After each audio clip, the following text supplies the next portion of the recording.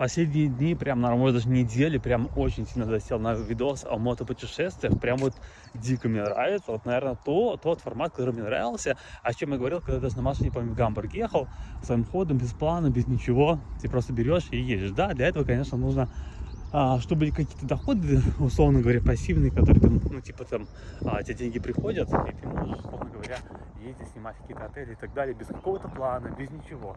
Это прямо самый кайф, и прям очень много. Это одна из причин, почему я, в принципе, категорию А получаю, вот, сейчас. Потому что хотелось бы. Понятно, что сразу никакой дальняк не поеду. Да даже тупо по Беларуси куда-то поехать, это уже интересно. Потому что на машине это одно дело, а на мотоцикле это совершенно другие ощущения. Совершенно другой опыт.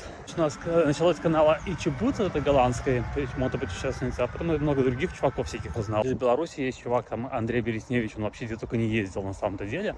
Но, блин, да даже я смотрю иногда видосы, просто как чел едет по какой-нибудь локации, не знаю, с Грузии видел, чувак ездил, на Памир, там итальянец какой-то ездил, там россияне тоже какие-то на Памир ездили. Прямо это, блин, дико интересно мне.